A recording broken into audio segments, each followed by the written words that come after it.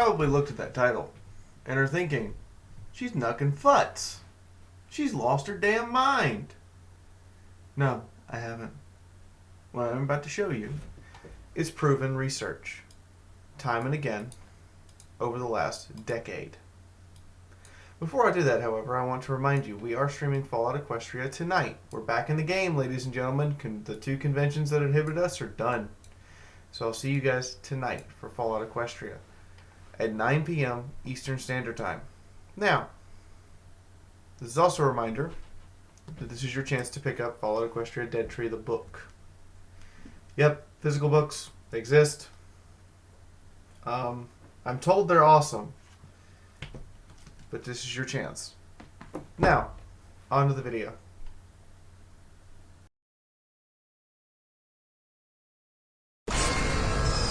My opening statement.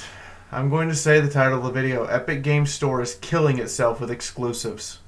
Now, you can all look at me like I'm crazy, but that is the truth.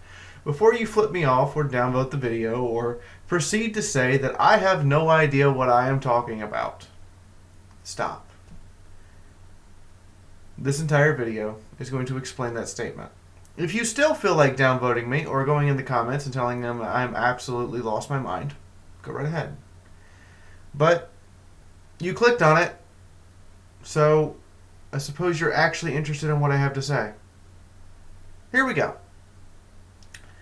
How many of you have Origins, Uplay, good old games, Bethesda Launcher, or something besides Steam installed on your computer?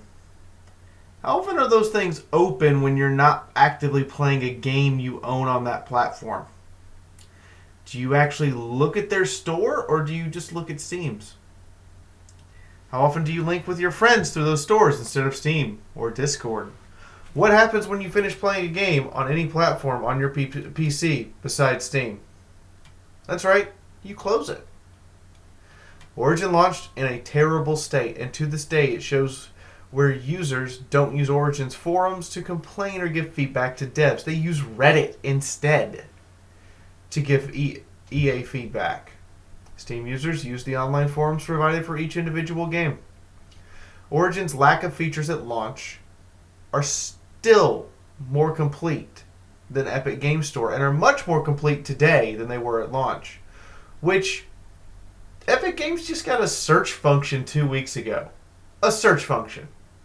A basic tool that all stores should have. Now think about it this way. Exclusives are expensive life support for Epic Store.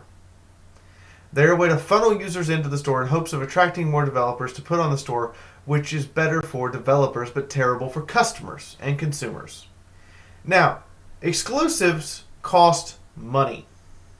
So much that according to Phoenix Point developer Snapshot Games, if everyone were to refund the Kickstarter project and their pre-order from before they went to Epic Games Store, even with all that money taken away, they would still make a profit on their game without selling a single copy.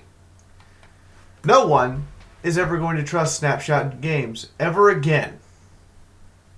But that's how much money Epic Games is pouring into their exclusives. The problem? Their store is barely functional and full of malware and spyware. It doesn't even work on Linux and Mac. And the feature list is so short compared to Steam, Origin, Uplay, or Good Old Games, it literally makes players scream.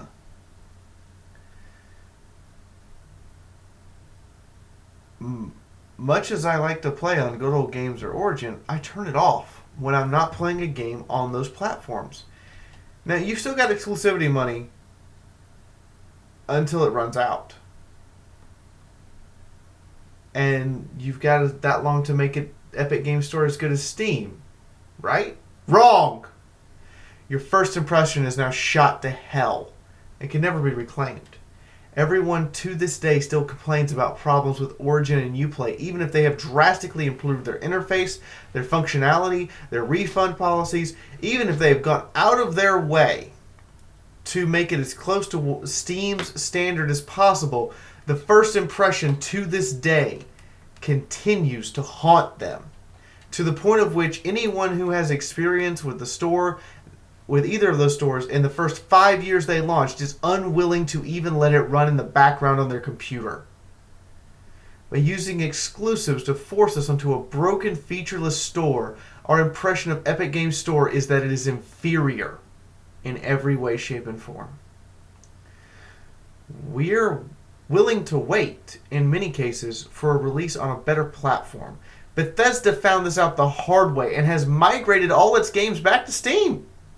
They even launched a massive sale announcing they were doing that, just to emphasize the point that we're sorry. We were silly. By utilizing exclusives, Epic Games has put their store on life support, but it didn't even have a heartbeat in the first place. This is why Steam isn't acting. They know they don't have to. Epic Games is after their short-term gains in hopes they will become long-term customers. The fact is, though, they won't. Once Fortnite money runs out, Epic Games will no longer be able to acquire exclusives.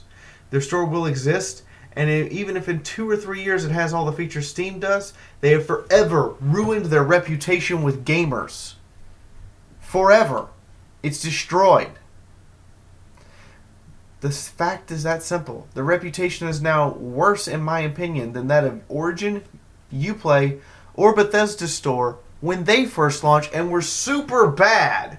Missing features, causing lag on your computer, running spyware and targeted ads, and other problems that plagued these stores when they first launched. Epic is making all the same mistakes, with the only benefit being exclusivity. And exclusivity is killing them. Because as soon as we get that impression, games assigned to the Epic Store are now going to rot in obscurity. Metro has announced a success that other game... What about the other games that Epic has made exclusive? You saw the backlash from Borderlands 3. You saw the utter abandonment by Double Damage Games on Rebel Galaxy 2. You've seen 80+% of Phoenix Point's backers request full refunds. I'm sorry. There's no recovering this. I want to let all of that set in for just a moment. Because as of today, I will be playing Borderlands 3 and The Outer Worlds on PS4 downstairs, courtesy of Harold and Bob. I would rather buy and play on a $300 to $500 console than play on your broken store. I'm not the only one. Those of us who already own or access consoles are going out of our way to get hard disk copies of these games as our pre-order or post-launch purchases. We're making sure that you can't take them away from us because we're that upset. Epic Games should have put their store in the cooker, announced it, and then made it as feature-rich as Steam, then gone after exclusives and developer deals. As it stands, you've ensured we will only play your games on the store when we absolutely have no choice. You've regulated yourself to Origin. You've regulated yourself to Uplay. It's only here because I don't have another option, and it only runs so long as I absolutely have to have it. I don't go looking around Uplay for games. I go looking around Steam. I don't go looking around Origin for games. I go looking around Steam until I can't find it, and then I go to Origin and I'm like, well, fuck. And then I go out of my way to make sure EA gets as little money as possible. I paid $12 for Dragon Age 3 on Humble Bundle, and EA got $0 for it. On purpose. All that money went to charity. I imagine there will be people who buy a copy of Borderlands 3 when it comes out on Epic Games, and then as soon as it hits Steam, turn around and buy a second copy on Steam. But that's only because they hate Epic Games. This video is short, but it illustrates my greatest concern with the Epic Games Store. They have propped up multiple small developers who took the money. Double Damage Games, Obsidian Entertainment, Snapshot, just to name a few. But the fact is that I don't believe their games will be super successful during their exclusivity period. They certainly won't be as successful if they launched on multiple platforms or fulfilled their promises to their backers. Their customer faith is permanently damaged.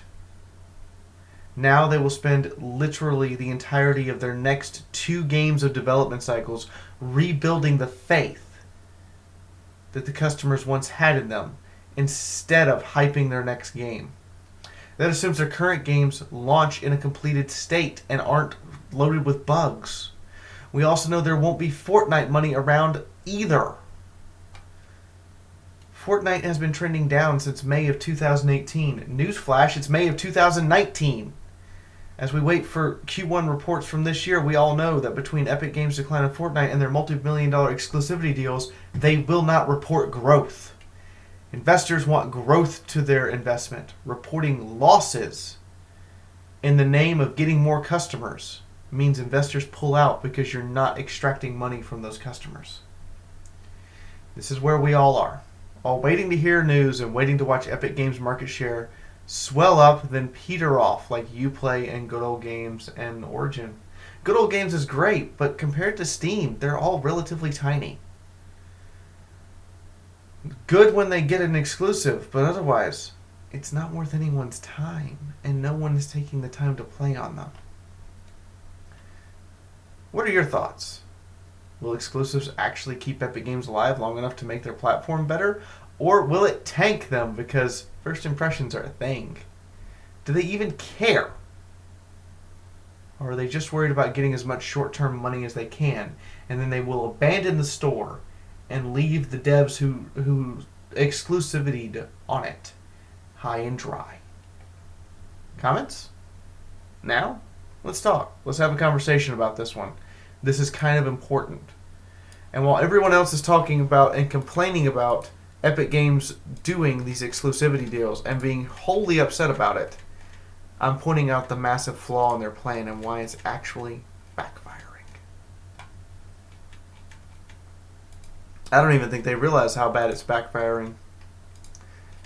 But at the end of the day, many of us have a console, and many of us can go to the console for the same games without having to hand Epic Games a single dollar. This has been Fiaura the Tank Girl. And I will see you guys next time. Check out links in the description for my Discord. Check out links in the description for my book. Check out links in the description for a link to the game tonight on Twitch to set your reminder. And hit the thumbs up button if you enjoyed this, or if you found this information useful.